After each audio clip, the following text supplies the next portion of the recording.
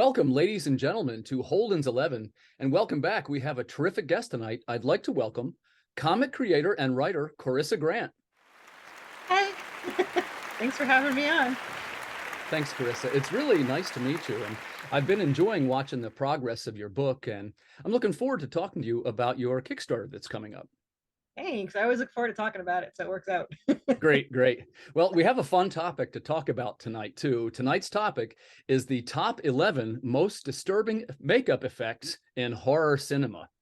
I'm a fan of horror cinema. I've been one since I was a little kid. I assume you're the same way? Yes, my first movie that I saw was Nightmare on Elm Street 3, and I was like 6. So, and then I saw Cujo around the same time. I don't know which one I saw first, but I had to have been 6 or 7 for both of those. So yeah, I started young. So Great yeah. picks. I love both those movies. The Nightmare on Elm Street 3 is my favorite. I mean, No kidding. I love that movie. But as a kid, the scene that I walked in on or I hid on the stairs for was the puppet scene that I had. Yeah, I have great news for you. Yeah, we're going to talk about that. One's on the list, and that was one of your picks. And Yes. sometimes I always tell people it's kind of hard to make these lists, right? Because there's so many awesome choices. And what we try to do, it's a little bit of a grab bag. We're going to see some really old ones. We're going to see some really new ones, some that are real popular, and some that maybe you never heard of. So we just try to mix it up for the viewers a little bit. So without further delay, let's launch into it. Our first entry on the list is number 11. That's The Incredible Melting Man from 1977. I saw this one when I was a little kid, and I was not even familiar with what the story was. It kind of doesn't matter. The guy goes, yeah, the guy went to space and he caught like a space virus. And when he came back, he had like this disease. He started melting. Yeah. And I'll put up a graphic here for the viewers. When I say melting, it's grotesque. Yeah. Yeah, it's a little extreme. Yeah. Yeah. I kind of wanted to ask you what your thoughts are as far as gore in movies. Would you say that, well, the first thing is there a line that should not be crossed, or does that just add to the horror? What's funny is when it comes to like body parts and stuff, none of that grosses me out. But if you break a bone, I'm gonna cringe. Right? Sure. So there's no line for me where it comes from. But I will cringe when a bone breaks. I mean, you could pull the guts out, and I'd be like, hey, awesome. Right. Yeah. I kind of agree with you, Corissa, because you can pull the guts out and your mind kind of goes, well, this is fake. But you break a bone, it's almost too real, right? Oh yeah. And if I was to say that was a body part that would bother me, I'm fine, but eyes come close to when they pull out an eye or they poke, actually not even pulling out an eye, whatever, poking someone in the eye or poking someone in the eye. Yeah. I was just in the process of watching John Wick, the series. It's on Amazon Prime this month. And by the way, I'm a fan of the series, but in number 3, when he was fighting against, I guess they were the Japanese gangs, he pulls a knife and he goes to stab the guy in the eye, and I go, oh well, the camera's gonna cut away, right? And it didn't. I was like, oh my god. It was a little too much for me. I actually paused the movie for a second and collected myself. I'm trying to think. There was a movie once where it was like a needle in the eye. I can't even remember what it was, or a show or something. And I like you said, I thought that they would pull away or not show it, and I was like, oh my. I was like, what did I just do? So it's actually the smaller things like that is worse than pulling out guts. I mean, I worked in at animal hospitals and labs and stuff and toxicology, so I don't gross out easily. Gotcha.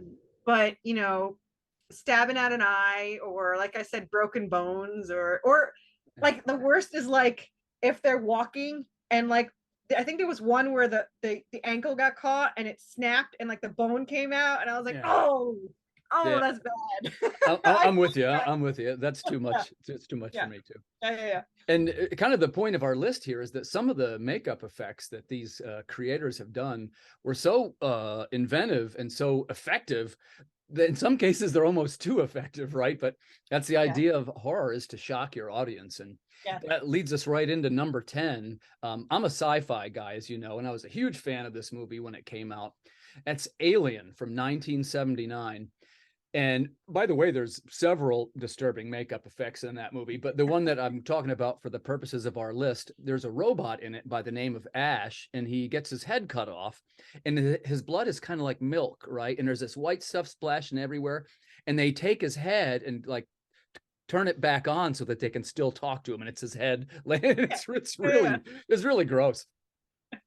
But you know, I love that movie, and I imagine maybe some of the comments might say, hey, how could you do Alien and not include the chest burster scene? Well, yeah, that's kind of an honorary spot. That's probably on everybody's list, right?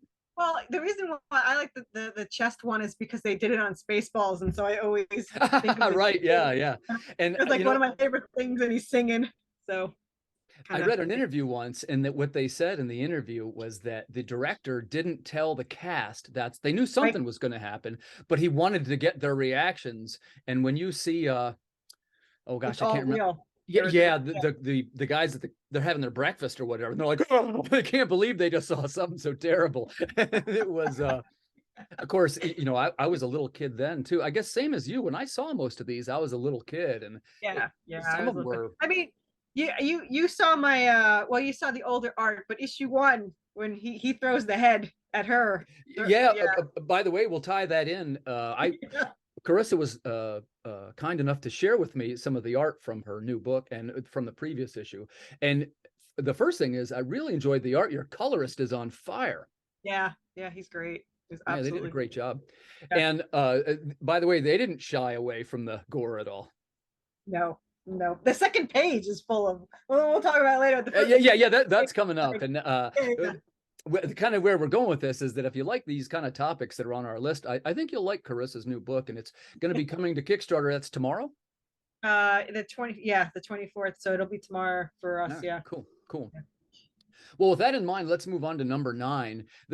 I've been a fan of this one for quite a number of years, and I didn't see this one till I was older, but it's still just as good. It's from 1982.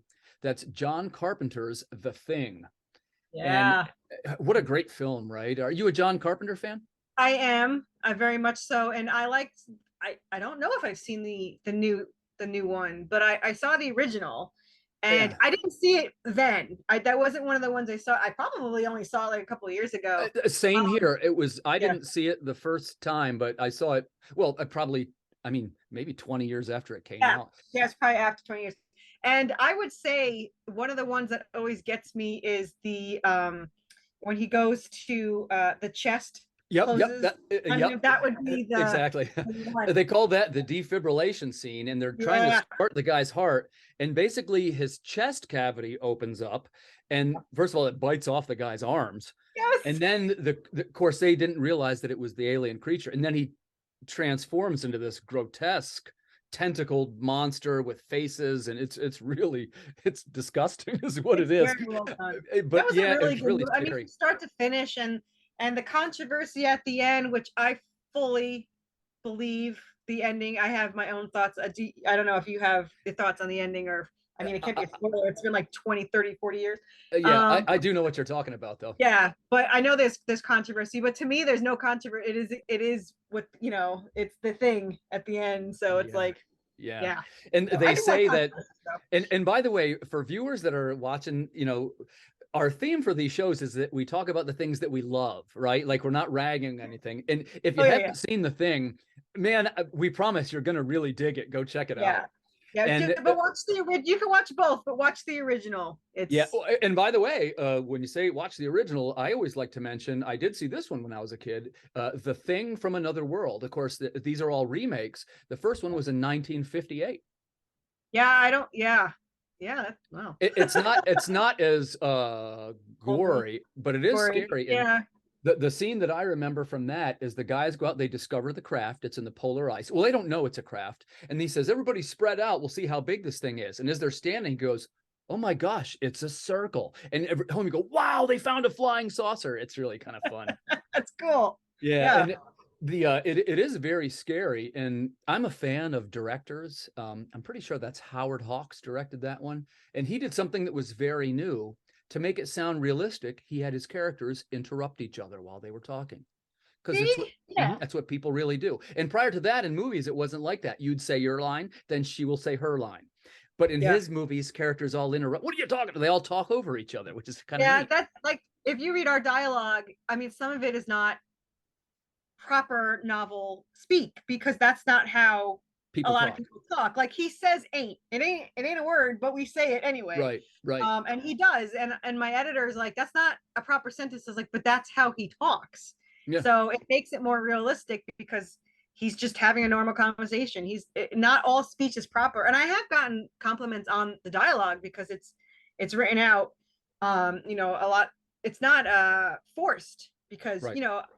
I wrote these as novels first, so I had longer longer to write. So the whole thing was written, and dialogue was a lot easier. But yeah, no, the whole proper speech thing, nobody does that. I like the interrupting thing though. Yeah, I like interesting. I didn't know. I don't think I knew that they were novels first. If you don't mind, could I ask you, how did you make the decision to move from novels into graphic novels or comics? So originally I was a role player online, and I'm dyslexic, so it started as one-liners and then para, and it took a couple of years. It took like 5 years to get up to where I can actually write like long.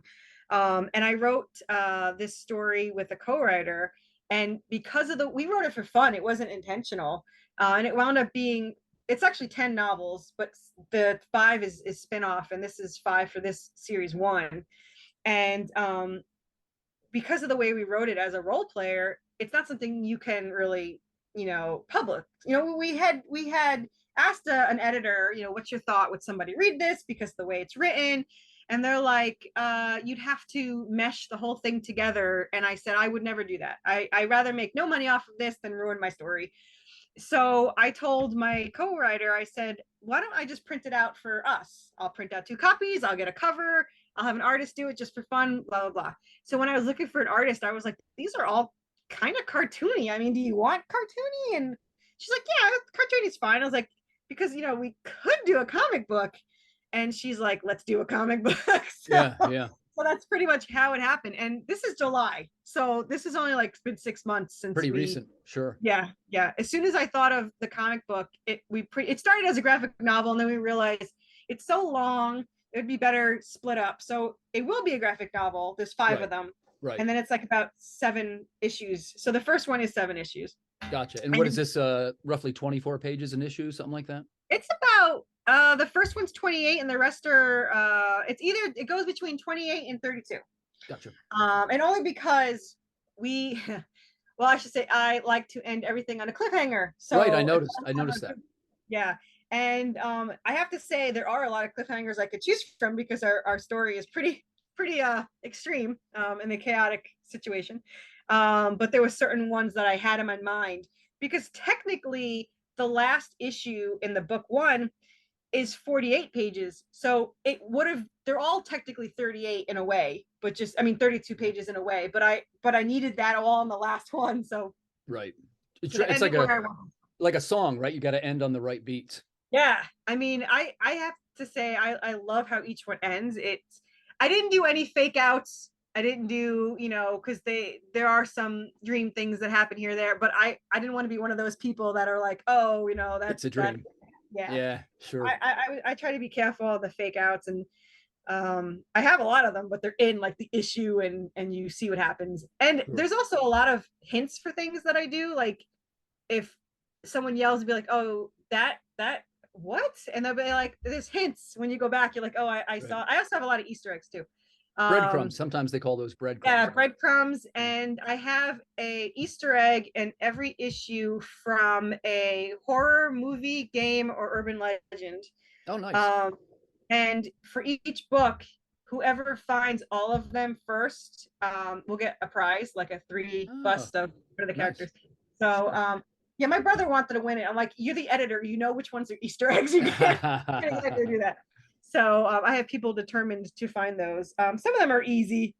Other ones, you'd have to watch like Supernatural or play Resident Evil. So it's all thrown out there, but they're pretty I obvious. play Resident Evil. I'll try and Do you? Yeah, of course. Yeah. that's what started this whole thing, Resident Evil. So No kidding. yeah, Hey, we should do another one on video games. We're avid gamers over here. Oh, absolutely. This wouldn't even be in existence if I did not see the commercial for Resident Evil 2 where the crocodile comes out of the sewer to get Leon. And I don't know why. I didn't even have a PlayStation. I told my parents I need PlayStation and I need to get this game. So we literally went out, whatever holiday was closest. I was like, I need it now. So whatever holiday it is, we went out, we got it, we rented the game. I could not make him move at all. Leanne just kept walking into the fire. My older brother, I'm so mad. I threw the controller and my brother comes in, picks it up and starts playing because he was the gamer. And I said, give me my controller. And I kicked him out. And then I played nonstop. And then I went out and bought the game and I was like, there's an auto aim? Like I was so upset. So upset that there's an auto aim. Yeah, I love Resident Evil. You make a good point though. The controls aren't for everybody, right? They call them the tank controls. Yeah, I didn't know what I mean, I played Atari and Coleco when I was a kid. I didn't have any of that. I mean, we had Nintendo, but I mean, I didn't really play it as much as my brother. He played Zelda and Super Mario Brothers and all that stuff. But our book 3, not to get ahead, is pretty much a Resident Evil like whole game going on. The whole book is them trapped in a city with zombies and monsters and all that stuff. So each book has a whole story going on. I mean, they're all connected, but that sounds pretty cool. Yeah, book 3 is my favorite because it's so Resident Evil-esque that I love it. So well, anyway, speaking of evil, we'll move on to number 8, and this is one, boy, that got some divided audiences about this and real controversial when it came out. And I actually had read this book when I was probably maybe 14 or 15, and even the book was just terrifying. This is from 1973. It's our number 8, The Exorcist. And the makeup effects on Reagan, who's the character there, are just so scary. And in particular, everybody knows where she's vomiting on the priest. And, you know, that's something that when you saw the movie, I was, of course, much too young to see this in the theater. It had been on, I think it was HBO in those days is where I saw it. But it was like, it wasn't like seeing a scary movie. It was like an experience that a scary experience. And I saw it again recently, and I think it holds up to this day. It's still just as scary. Oh yeah, I think I have to say, like, most of the horror movies from back in the day hold up really well. I mean, Poltergeist and all that stuff. I mean, all of that. I mean, it still scares. I mean, I've never been truly scared of a movie. The only one that had a lingering effect on me, and I was a teenager when I saw it, so it's kind of sad, but the clown Sure, he's coming up. It was the sound of the shower, and my shower made that noise, so I would like shower with my eyes open on the drain. So that was the movie that probably affected me. Gotcha. Yeah. Well, I was a fan of horror writing back then, and I still read those kind of novels today. And that was kind of the first time, I think, that I had seen a movie that was based on the book. And the book was so scary. It's like, well, the movie won't be as scary as the book. And it was.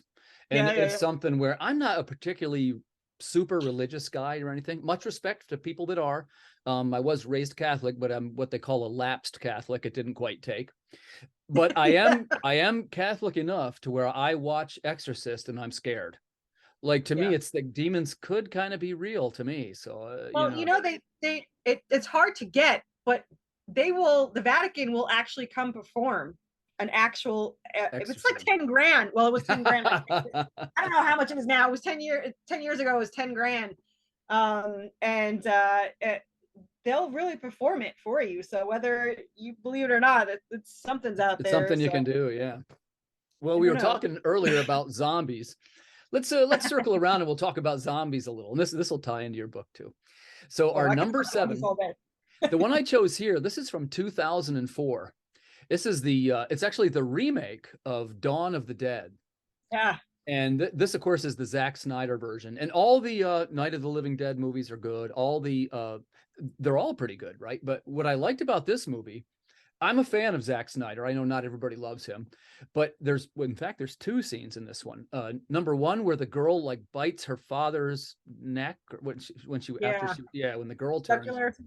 Yeah, boy, that was grim because it shows her just bite right into the flesh and pull it out.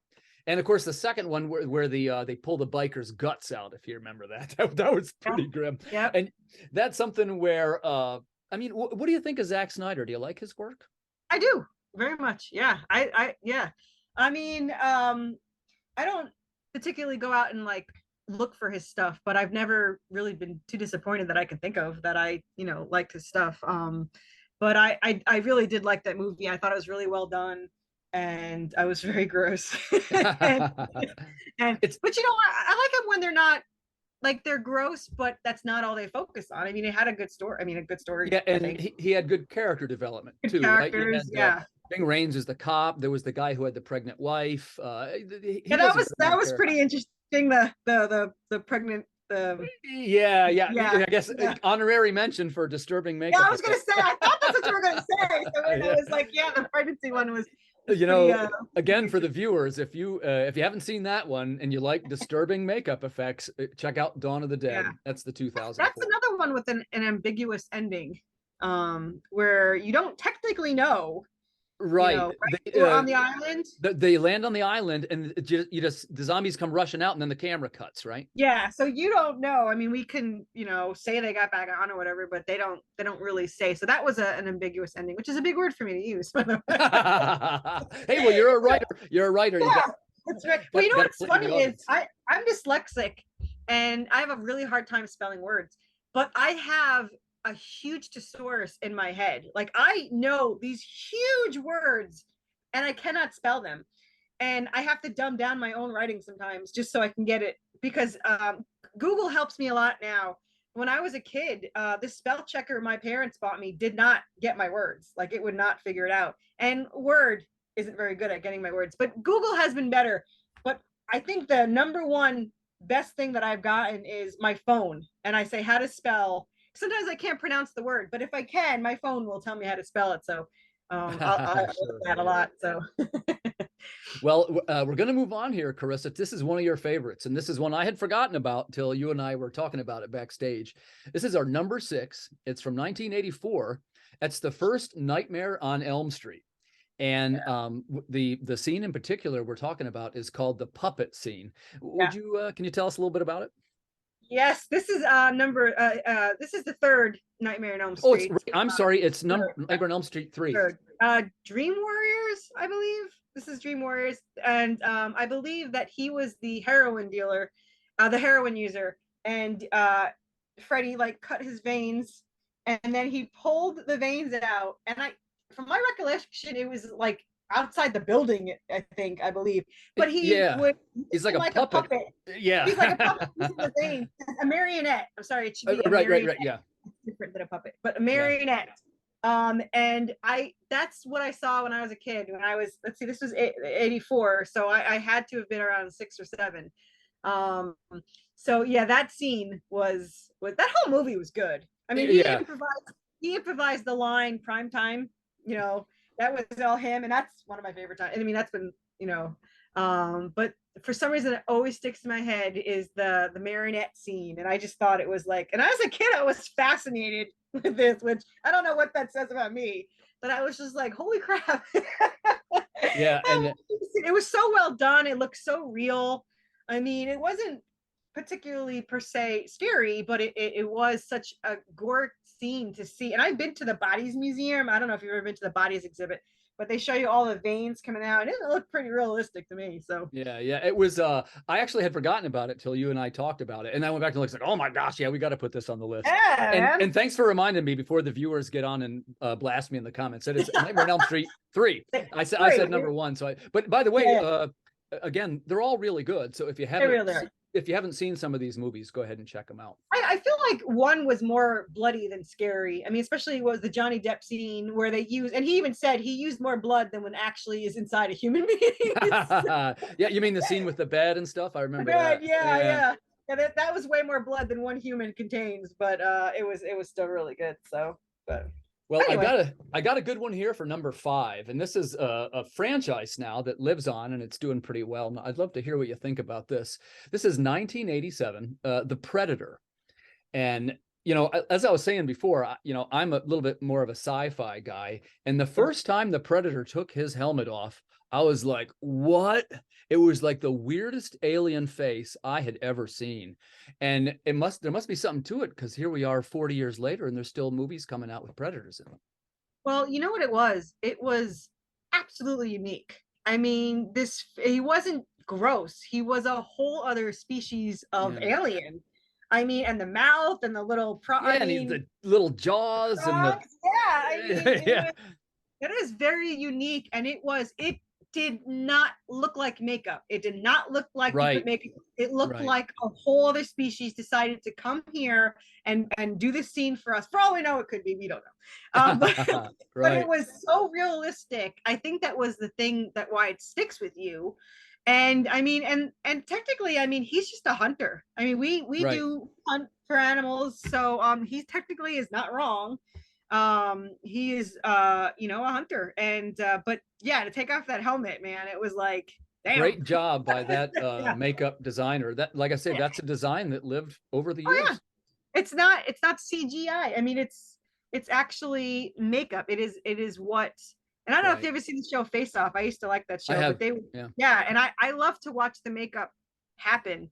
But just to think about how they did things back then, it's so much. I love practical makeup way more I than. do too. And for our list here, I did try to focus on just about all of them are what I call practical effects. So Yeah, yeah. None of these are CG. No. yeah, one of the great examples, and I'm a fan of this movie still today.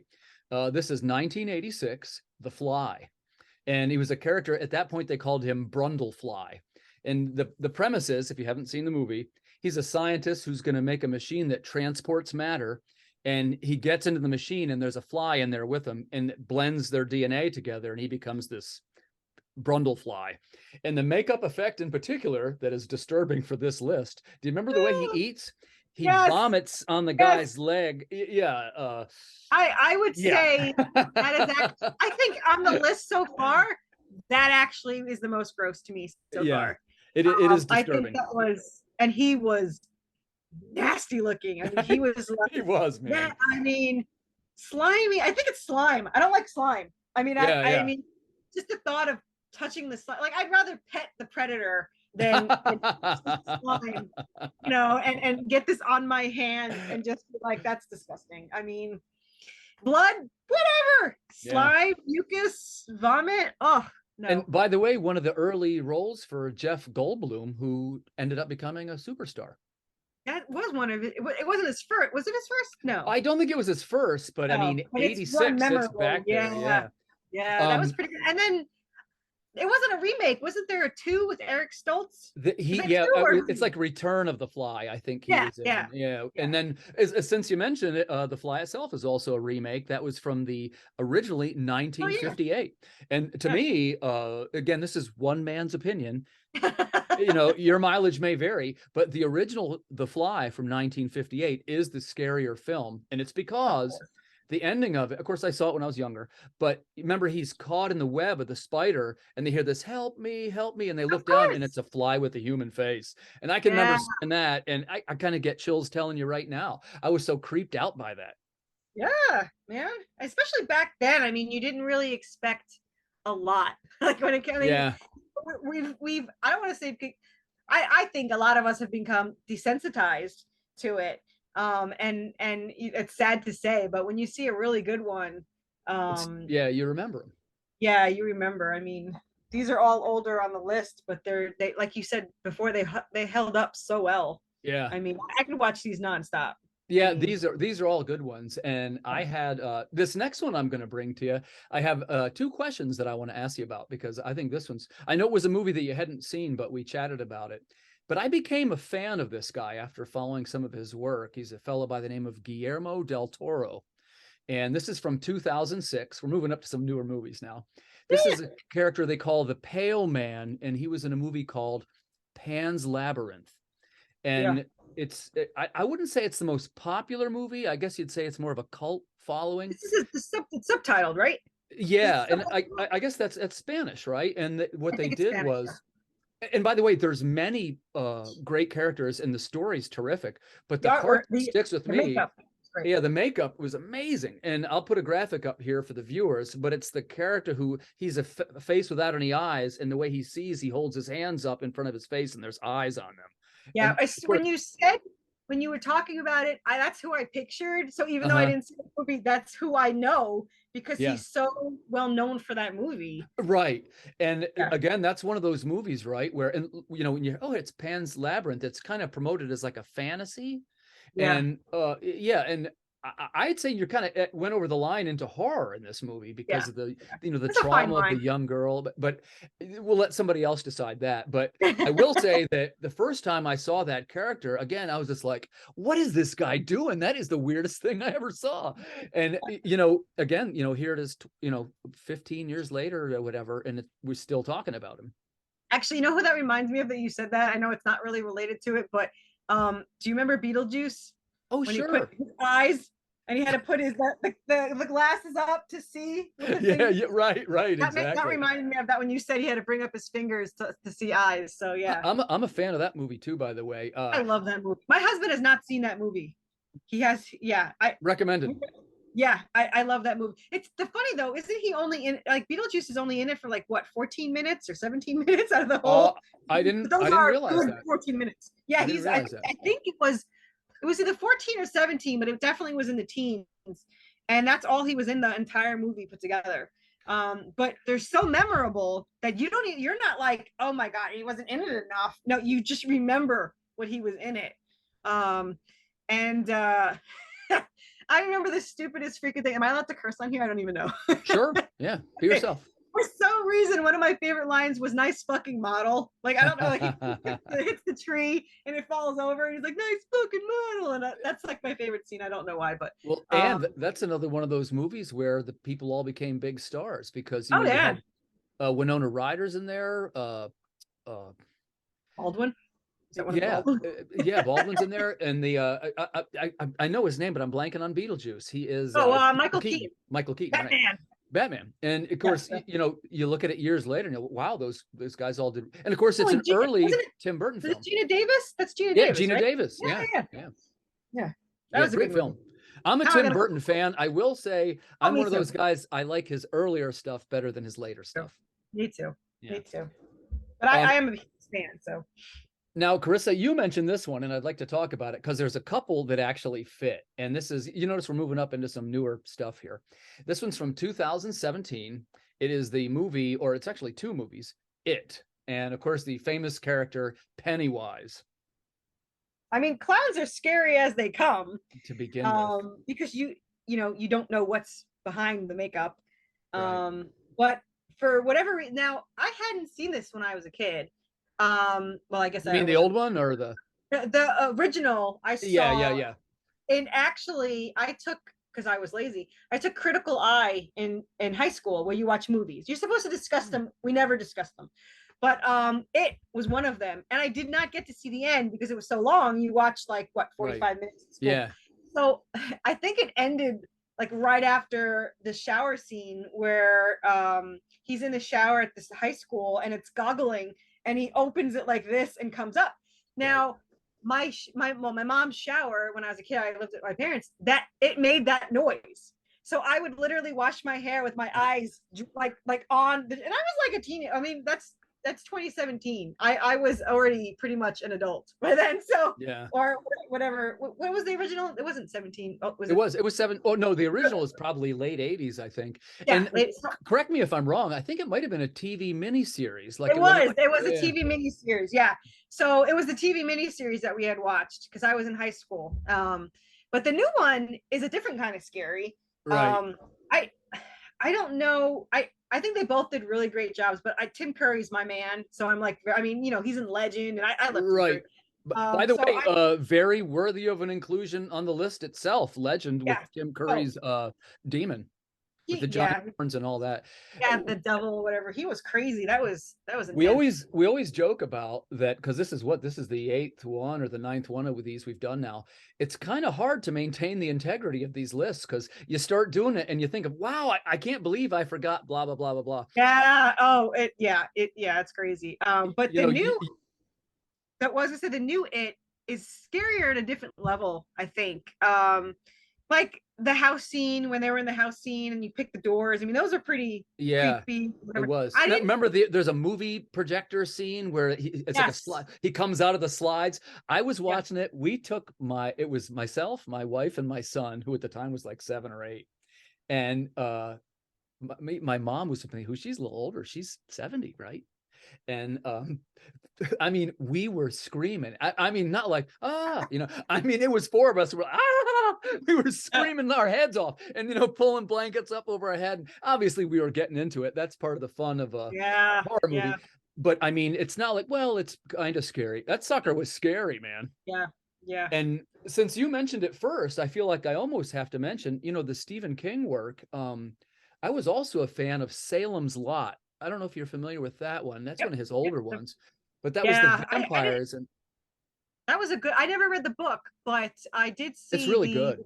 It. Yeah, that was a really good. That was the vampires. Right, right. And the vampire, he looked like Nosferatu. Too. Yep. Yeah, Yeah. and of course, I was young when I saw that. I didn't know who Nosferatu was, and so I mean, to me, that was scary. And what almost made the list, because I know a viewer will mention it, there's a scene in there where the dead boy comes back and he goes up to the kid's window and he's not walking, he's kind of floating. He's going, "Let me in, Mark." And I'm telling you, I could not sleep for 3 nights after seeing that. Oh, I love that. I think The Simpsons made fun of that once and They had fun. do. Yeah. Montgomery Burns does it. Yeah. Yeah, let me in. Yeah, that was a Yeah. really good one too, though. Good But stuff. it's funny how the simpler ones are just can be so much scarier because sometimes when there's too much gore or too much makeup, you kind of get it seems more fake. So you kind of Yeah. enjoy it as a movie. But when you see like a simpler movie and then you're not expecting to actually be scared by it, you're like, holy crap. I mean, it's a Yeah. scary movie. So yeah, definitely agree with that. Was a scary. I mean, the makeup was really good too for that. Yeah, and I've tried where possible to focus on items where we feel, you and I, the makeup artist did such a great job, because lots of times the writer did a great job, lots of times the actor did a terrific job, but speaking directly, the makeup guy or girl really nailed it on these assignments, and Right. it wouldn't have been as good without what they had done. Right. Yeah, I mean, it's just like it goes just like the comic books. I mean, if it's got horrible art, even if the story's so good, you kind of you're not into it as much. I mean, I say a lot of times you draw them in with the art and the makeup, and they stay for the story. Yeah, I agree with that. But I mean, when you do the makeup right and it has a great story, I mean, it's just perfect, but you need good makeup. I mean, think about it. If there's no makeup and you just have this movie, and you're not gonna be scared. It's just this right. Yeah, exactly. Not that you need a high budget though. I mean, there's been, low budget movies that were, still scary. Yeah. Unfortunately, makeup, well, they don't know that now because they spend millions of dollars on graphics and stuff. But back then they didn't spend that much on it, and the makeup was scary as hell. Right. And and I'd kind of like to get your opinion on this too, because particularly in horror writing, and I have 1 or 2 horror short stories. It's not really my best work, I wouldn't say, but there's a tendency to, how do I want to say this? And I want to hear what you think then, which is when they say, hey, you build the suspense, and then you zoom right in on the girl, and then you go to black and you just show the scream. Okay, is that scarier, or do you show the knife going into the eye? I'm kind of old school maybe, because I like the cutaway and your mind fills in the whatever terrible thing happened. Well, What a lot of times I have to agree. Like, not all the time. That's kind of a cop out, but right. For certain scenes, it's way better to imagine what it is. Just like, what was it? I never watched this, and I probably should. But the Bird Box. I mean, they didn't show. Oh, I didn't see that one either. Yeah, but they didn't. You don't ever see the monster. Monster. But concepts got out, and it was awful. So it would have ruined the entire movie if it had. So I think sometimes it would be worse. And there was a movie, I'm trying to think of what it was, but I'm not going to be able to until we hang up. And then I'll be like, oh, that's what it was. But there was a movie where we're kind of like that, like you never actually see it. And it just kind of like kills things in the shadows or whatever. Yeah. And you're there's imagining. Cloverfield too. Cloverfield. Yeah. It's where it just shows you just like it's a glimpse. Yeah. And then you fill in especially sound. Like when you hear the sound, like if you hear the squishing of it going through the eye, you're just right. Your mind, exactly. You think of it way worse than what it actually probably was. Yeah, because I actually have a very vivid mind, and whenever someone talks, and I know a lot of people do this, but apparently some people do it more intensely. I picture everything like a movie. So like everything someone says, it's a movie in my head. So I picture everything. So yeah, if it was to go to black and I hear this squishing sound, I'd be like, oh my God, it's gross. Like, right, yeah. Oh, he cut her in half, or he squished her head in, like you fill it in, and it's. Yeah, I think if done right, your imagination will far ruin it more than will exceed what. Yeah. I think I agree with you. I agree with you there. Yeah. So for our number one, and I gave this a lot of thought, Carissa. And by the way, I got to level with you. This is one of my all-time favorite movies and one of my all-time favorite authors. So I'm a little biased. So I want to hear what you think. But but when it came to makeup effects, this was one that was very original looking, and he still lives on today too with many. It's a long-running franchise. Right. And of course, I am referring to our number one from 1987. That's Hellraiser, the Pinhead. Yeah, one of my favorites. Yeah, just a great time. And it's so funny because his name actually isn't Pinhead. Right. But that's not like they never say it through the movie. They ever. Don't. In the book, he was just the lead Cenobite. The Cenobites is what they are. I love that movie. It's a weird movie because I mean, for some reason, I always thought of him as a good guy because he kind of isn't the villain. I mean, he's not really the villain. Frank's the villain. Yeah, right. So I guess I think I kind of like that about him, that he wasn't that I think he became one of my favorite because I kind of like that he was this guy kind of doing his job, right. And it had such good effects with the whole, the hooks. By the way, there's a couple disturbing makeups effects in there. Of course, you got the lead Cenobite, Pinhead. Remember, there's the girl whose trachea is held open. There's the and of course the ending scene, which I think is what you're referring to, where they throw a bunch of hooks at Frank and the hooks pull him apart.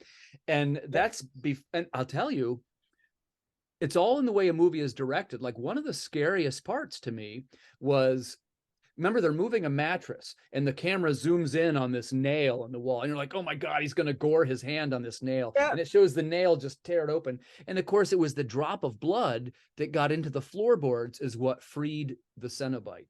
Or excuse me, it's what freed Frank's, what was left of his body. And and of course, making a list of disturbing effects. Remember when his body was not quite done the whole way? Dude, and of course, great movie. And of course, that's Clive Barker. I feel like I got to mention him. Oh, I love. Yeah. Are you a fan? A huge. I love. He can do no wrong. Yeah. Clive Barker. But I love that whole series. I mean, and I liked, like I said, I always called him Pinhead, and everyone always does. Like you said, there is no name for him, but for some reason, every movie related to that guy. I don't know why, but I cheered for him. I was like, yeah, he's here to do whatever, and I like. I know it's cliche, but I love just desserts in horror movies. Like, right. I can root for the bad, the jerk to get killed, because you can't really say that in real life. Like, I hope that jerk gets killed. I mean, I can't, I can't say that. But in the movies, I think I actually get mad when there's a nice person that gets killed in the game or whatever. Like, I was watching Wax Museum the other day, and Jared Padalecki's character is like the nice guy that takes care, and then he dies like the first one to go, and I'm like, come on, right? Why would you do that? So I'm all for just desserts. I tell you, this is that's a great list, and thanks so much for participating in it, because this really would lend itself toward a part 2, right? Yeah. You notice, you and I talked about what I would really call kind of like the classic ones, but even in the last, even in the modern ones, makeup effects has become, that's become a real popular thing, and actually, the modern ones, like I like This you could do a whole like you could do so many shows of this. There's Yeah, so yeah. many movies that came out, but I loved Wrong Turn. Wrong Turn is one of my favorites too. One of my favorite modern ones. That's a great Especially one. yeah. Well, there's a scene where I don't know if you ever watch the commentaries, but they're underneath the bed, the cot, and they said it was this most disgusting thing down there, and they hated it. They're like down there for like 9 hours. But when they drop the redhead there, she's breathing, and that was part of it, that she was still alive while Oh, she's like got this barbed wire around her face. uh, And it's not an error. It is that she is still alive. So it's like those little things that are just like makes it more make it disturbing. so much worse. I mean, it's Yeah. so much worse. I do find it a lot worse, you know, like the buried alive kind of things, or like you said, you don't really see what happens, but something happens. There was some Or good makeup effects too. In are you a fan of Cabin in the Woods? Do you know that one? yes, That's a the pretty Cabin good in one the too. Woods was awesome. I love the spin on it. Yeah. We could do a whole show just on that. Yeah, I know, I know. My favorite is the chaos at the end, you know, the riot or whatever. And I'm trying to like point out that guy's kind of like Pinhead. I said that guy's kind of like Pinhead. He has the buzz saw and I Yep, loved yep. it. I love the unicorn. You know, that was Yeah, yeah, yeah. and There's a lot of gold in oh this subject yeah, matter that we could talk yeah. about for hours. And Oh yeah. I wanted to say, well, first, like I was saying, thanks so much for participating in the list. I thought this was a really fun one. Yeah. And for our viewers, I think if you really dig this kind of subject matter, I think you would probably like Carissa's new book, Redemption. And it's coming to Kickstarter this week. I'm looking forward to it. And I'm going to share some of the artwork for the folks at home so they can see some of the page art. I think your artist you have a terrific creative team. Yeah. First question, can you tell us a little bit about how you got the inspiration to create it? So this one was pretty much inspired by Resident Evil, but it has a bit of supernatural, and it has mostly it was zombies. It started out as zombies, but it became this whole other situation. It's not just a horror thing. It's very hard to genre this book, you know, because it's horror. It's got all the guts and glory, and we have a warning in the front that says, you know, proceed at your own risk. Yeah, I saw that. I saw that. And adults only warning. Yeah. Adults only, yeah. So it has that, but it's also like action and adventure. And I started as a role player, and I developed this story, and it kind of got away from me. You know, like I started it as a little horror thing. I mean, I think you read it, so you know the first couple of pages are extreme from the very start. Yeah. With her family gets, you know, torn apart and slaughtered, and it's like page 2, and it's like Yeah. and like it starts from that. So my inspiration is pretty much all the horror games, Silent Hill. Oh, I love Silent Hill. I was Yeah, hoping it's you would mention that. oh yeah, it's very Silent Hill-esque, especially the town. You're trapped in this town merging with hell, and there's mist that comes up, and it's actually sulfur that comes up. But I mean, you could see hellhounds come through the portals and stuff. And it when I was writing it, it was the town to me was Silent Hill in my head. I was thinking Sure. of how Silent Hill was and how creepy that would be to wind up getting to the edge and there's nothing there. You Nothing know, there. there's no road left. Do you remember Um, in the Silent Hill, and actually the first one is the one I remember the best, the street names were named after famous horror writers. Do you yeah, remember I that? love It's I love King that. I love Avenue and Easter Matheson eggs. Avenue. Yeah.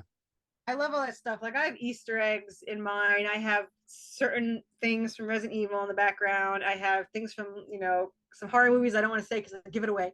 Yeah. Um, but Don't give if away you too know, much because we're going to talk about your yeah, Kickstarter yeah. next. Yeah. Well, you know what's so funny because everyone's like, don't give spoilers away.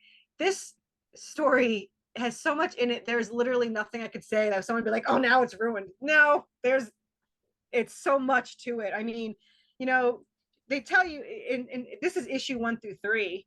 And we're called Worthy Chaos for a reason because the very 2 especially are very chaotic. Like everyone's like everything happens all at once, and I go, yeah, it's chaotic. I mean, it's what happens. And I read certain comic books, especially indie ones, and they'll be like in a room for the entire, you know, issue talking or doing a game or something, and I'm just like, well, we went through here and they're through a church and they just fought some zombie mermen. So it's like Yeah. all this stuff that happens. Speaking of So video games and horror, have you seen yet The Last of Us on HBO Max? I I have not. I don't have HBO, but I think I can still watch it. I'm not sure. It's pretty If good. not, yeah, I heard that it was very true. I didn't play the game, but I know of it, and I know it's amazing. And I've heard nonstop reviews about how good It's pretty it good. is. And also, I So, mentioned it to you, Carissa, because based on what you are telling me of things you like, I think you would dig it. oh It's a yeah, very close cousin of Resident Evil. yeah. I mean, Resident Evil to me used to not be able to do no wrong. I mean, Resident Evil 2 was the first real game I ever played. I loved Resident Evil 3. I liked Resident Evil 1, but the keys drove me crazy. You know, everything was a damn key. You're in a mansion, you're in every damn key. It But the started to story, drop off around 5 or 6. right? I mean, I have something like that. They're in a mansion in this. Oh, they're in a haunted asylum in book 2, and they have to find their way out. But I didn't want to do keys. I'm like, keys would drive me crazy. They think they have to find keys, but Yeah. it's a whole thing. But and like I said, like book 3 is zombies galore. I mean, it definitely goes out of its way. I have to say, like people say, what would you describe it? I would say never boring. Like it doesn't get any boring at all. And I'll say to my friend, I'd be like, I feel like nothing happens in this issue. And she's like, let's see, they fought some skeleton birds, and they fought you know, the demon, and she was thrown off a bridge or something. I mean, it was like, oh, I was like, yeah, that happens. But I mean, you know, but there is a lot, and it does balance out. I will say 1 and 2 are the most chaotic, you know, because you have the beginning where you find out why they got separated. They thought each other was dead for 10 years, you know, they got separated, and they meet up again in town, and then they find out they're trapped there. And my 2 characters are soulmates. It's not mushy romance, but that's their connection, you know. Yeah. She's an angel descendant, he's a demon descendant.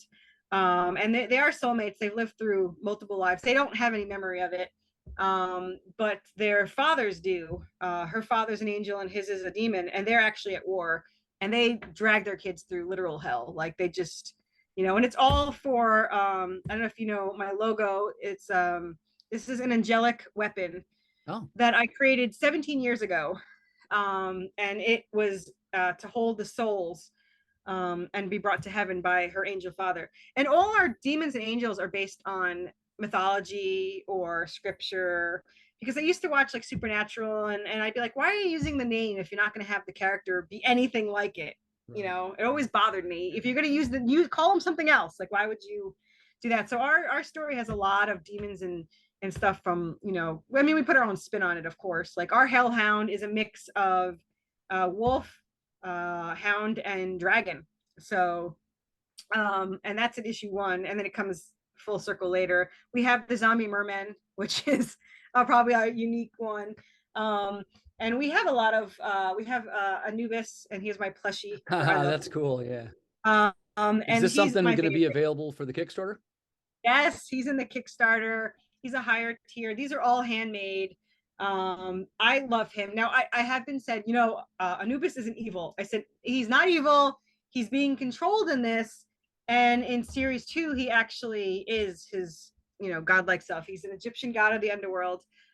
We have other ones, like for book 2, we have this demon. He's actually a fur demon, which is a dark cupid. I gave him a petticoat because he looks awesome in it. Yeah, it does look nice So he's coat. actually a deer demon, and he's actually an add-on, because if they're not in the story, I put it as an add-on just so, because people liked it. Everyone wanted to buy Anubis. They were like, "Are you see for sale yet?" I was like, "No, it's Kickstarter first, and then we'll see." I do have a lot of things for Kickstarter. Like I have stickers, I have these hats, which I actually bought for me, but they came out so well that I was like, "Well, I'll put some on there." That is pretty cool. Yeah, I love my logo. Like Yeah. all I could say is thankfully the designer gave me, and he probably regrets this, unlimited revisions, because if you saw what he first gave me compared to what I made him do, it was completely different. I tortured that poor guy. But for the story, I mean, a lot of things we did, we tortured our characters. I mean, they go through hell, and I feel really bad about it. Not bad enough to not do it, but you know, and in issue 4, I think that, you know, it will probably be out in like April, and it Okay. has our version of vampires in it and stuff, and we call them clotters. they don't have they don't have blood pumping through them, so their heart beats every 6 hours, just enough to stop the rigor mortis from happening. So if they get cut, it's way grosser because it comes out this clotted, disgusting mess, which I love, of course.